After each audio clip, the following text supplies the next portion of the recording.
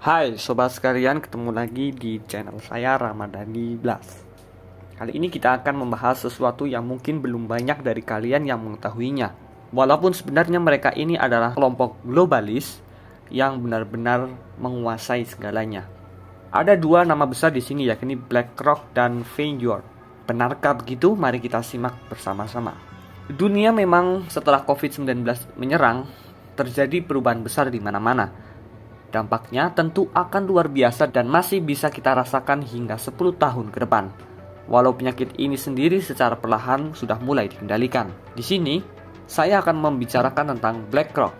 Tentunya kalian paham apa itu BlackRock, walaupun hanya beberapa dari kalian. Nah, BlackRock sendiri merupakan perusahaan investasi terbesar di dunia yang masuk di segala sisi di masa sekarang ini. BlackRock hampir berinvestasi di semua bidang perusahaan. Jadi, hampir dari segala macam yang kamu gunakan, mulai dari pesawat terbang, makanan, snack, hingga obat-obatan, itu bisa jadi dimiliki oleh BlackRock. Ini bukanlah konspirasi, tapi fakta nyata yang ada bahwa BlackRock saat ini menjadi perusahaan investasi terbesar di dunia. Dan mereka kini telah menguasai segalanya.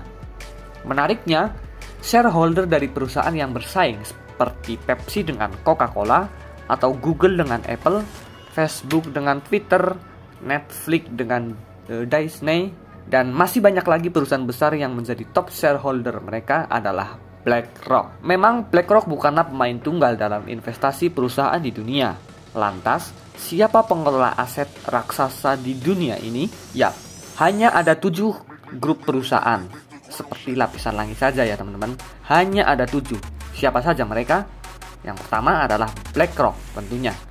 Yang kedua adalah Fidelity Investment. Yang ketiga JP Morgan. Kemudian yang keempat ada Bank of New York. Kemudian ada State of Street, UBS, dan yang terakhir ada Vanguard Group. Kalau di total, seluruh aset mereka itu sama dengan 2/3 PDB dunia. Jadi inilah mereka para penguasa dunia sesungguhnya, teman-teman, untuk saat ini. Sebenarnya tidak ada yang salah memiliki banyak saham di banyak perusahaan, ya karena hal tersebut memang legal dilakukan. Namun kalau kita lihat top shareholdernya adalah grup yang sama, kenapa Facebook tidak bergabung saja dengan Twitter? Kenapa harus bersaing? Ini bisa dibilang meminimalisasi monopoli. Bayangkan, kalau semua bergabung, maka tingkat kreativitas akan menjadi redup. Bisa dibilang monopoli itu tidak baik. Contoh, BUMN yang ada melenceng dari tujuan awal, hingga akhirnya malas untuk berinovasi dan justru tidak menguntungkan. Karena tujuan dibuatnya perusahaan adalah mengeruk profit sebesar-besarnya untuk pemegang saham. Sekali lagi, untuk pemegang saham. Bukan untuk karyawan, bukan untuk masyarakat, apalagi untuk alam. Tapi semua profit adalah demi shareholders. Jadi kalau tujuannya sama, untuk apa semua perusahaan dengan shareholders yang sama itu bergabung? Nah, menariknya, BlackRock adalah perusahaan terbuka. Siapapun bisa berinvestasi di sana. Namun, siapa pemegang saham terbesar di BlackRock? Ternyata bukan Larry Fink, tetapi Vanguard.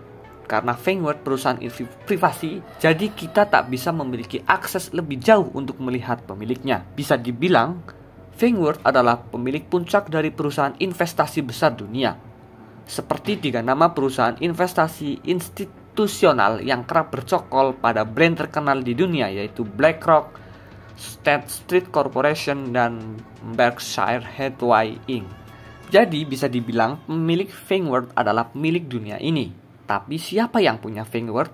Orang yang sekaya apa dia sehingga bisa melakukan itu semua? Apakah sekaya Elon Musk?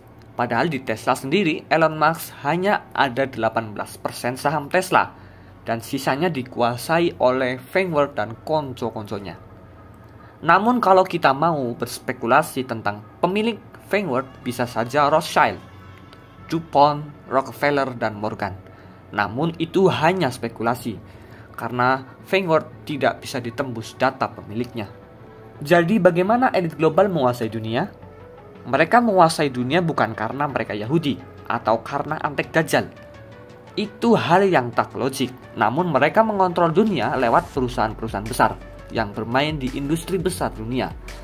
Jadi mereka dapat mengontrol hidup kita dari apa yang kita konsumsi, mengontrol media, hingga dapat mengontrol sebuah pemerintahan negara di dunia ini. Itu kenapa elit global dapat mengendalikan dunia. Maka, jika ingin menguasai dunia, maka kuasailah banyak perusahaan besar. Maka masyarakat dunia akan mengikuti apa yang diinginkan oleh pemiliknya dengan sendirinya. Inilah ujian akhir zaman, ujian Dajjal sebelum datang. Walaupun setelah Dajjal datang, ujian akan semakin sulit tentunya, karena banyaknya husnuzon dari orang-orang open mind. Maka yang salah bisa jadi benar, seperti begal yang dibela, artis viral yang bermasalah semakin tenar, dan banyak diundang media contohnya. Itu semua sudah marak terjadi di sekitar kita. Intinya, kasus-kasus yang harusnya salah berbalik menjadi benar. Ini tak lepas dari pemikiran liberal, SJW, dan orang-orang open mind yang selalu toxic positivity. Semakin menarik melihat perkembangan dunia kedepannya. Apakah kalian punya pendapat yang berbeda tentang hal ini? Silahkan tulis di kolom komentar. Sampai ketemu di video selanjutnya dan salam.